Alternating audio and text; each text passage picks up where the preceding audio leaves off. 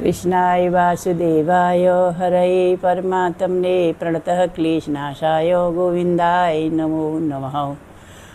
जा पर कृपा राम की होई, ता पर कृपा करहूँ सब कोई। सब भाई बहनों को मेरा कोटि कोटि प्रणाम। आज सत्संग में बता रहे थे कि जब भगवान राम कृपा करते हैं तब सत्संग मिलता है। सत्संग मिलता है तो जीवन जीने की कला आती है। सत्संग में सब प्रेमियों ने जानना चाहिए। भागवत जी में भी बताते हैं, आजकल हमारे पड़ोस में भागवत जी हो रही है, उसमें भी व्यास जी यही बता रहे हैं कि सत्संग की इतनी महिमा बता रहे हैं कि सब लोगों से कह रहे हैं कि करबद्ध प्रार्थना करता हूँ कि सत्संग में ज़रूर जाइए। तो सत्संग का तो एक एक पॉइंट हमारे जीवन में जीने की कला सिखाता है।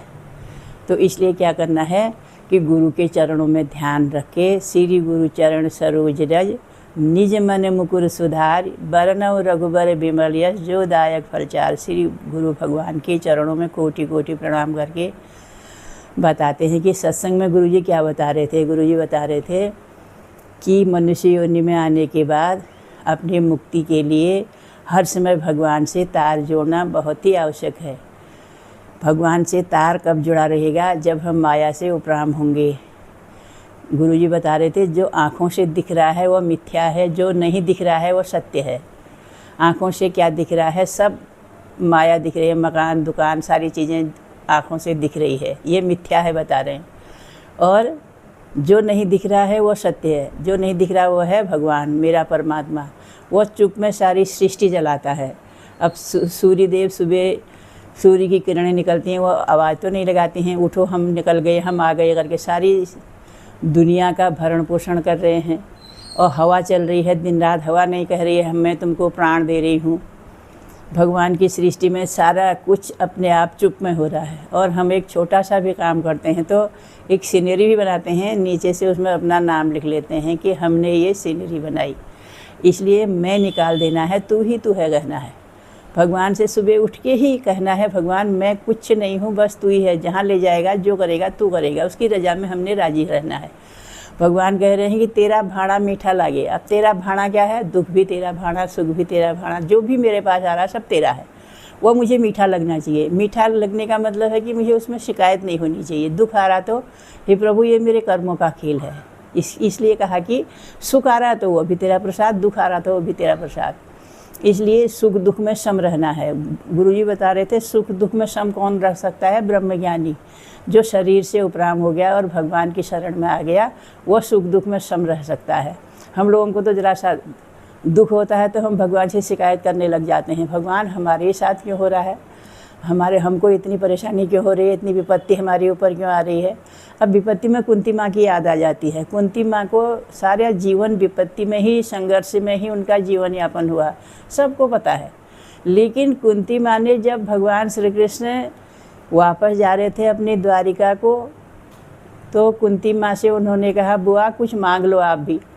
तो उन्होंने कहा जो मैं मांगोगी वो तुम दोगे नहीं। भगवान ने कहा कि मेरे पास अदेय वस्तु कोई है ही नहीं, आप मांग के तो देखो।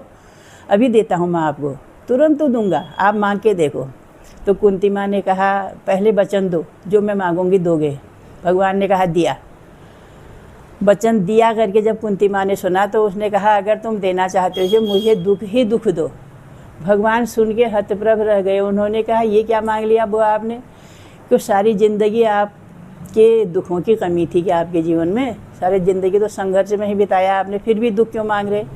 बहुत अच्छी बात कुंती माँ ने कही कि दुख में भगवान आप मुझे याद आते हैं, और सुख अब मुझे मिला। जब मेरे जीवन में दुख ही दुख था तो आप हमारे ही साथ थे, मेरे बच्चों के साथ थे, मेरे साथ थे।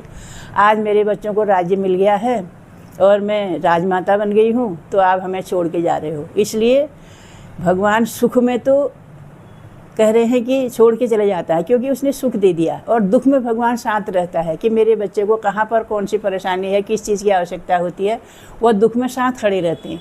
तो इसलिए दुख आता है तो घबराना नहीं चाहिए, कोई कष्ट आते हैं तो घबराना नहीं चाहिए। इसमें भी मेरे भगवान की कोई ऐसा प्रसाद है जो मेरे लिए अच्छा है, जो मेरे को उठाने के लिए आ रहा है।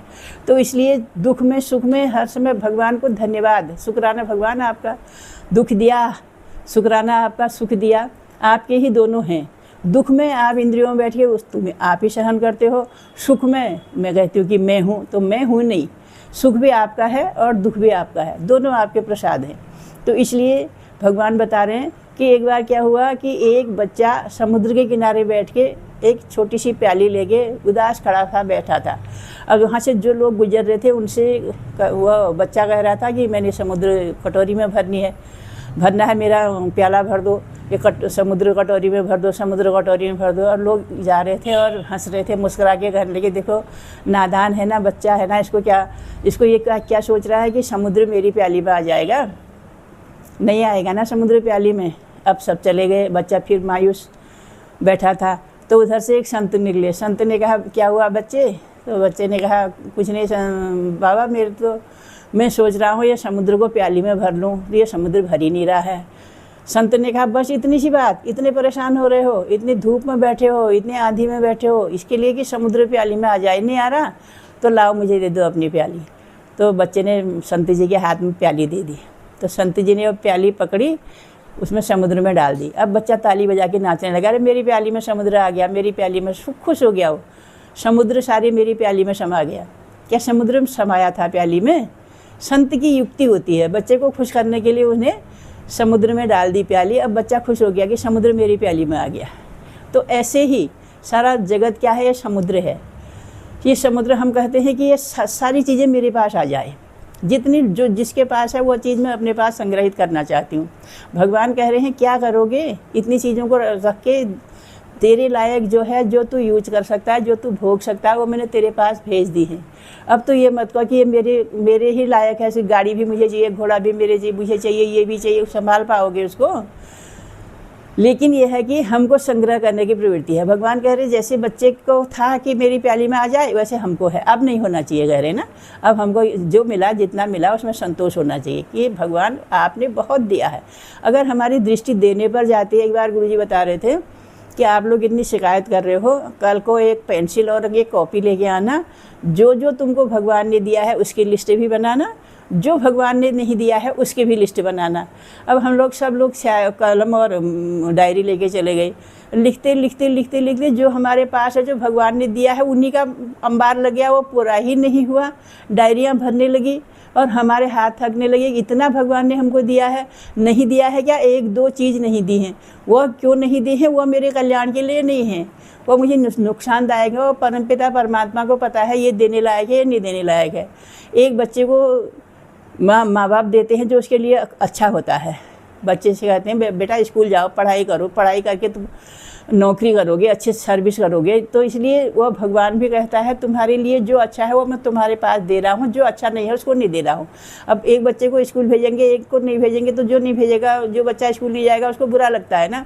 इसलिए भगवान कह रहे सारे मेरे नज़र में कोई ऐसा नहीं है जो छोटा या बड़ा।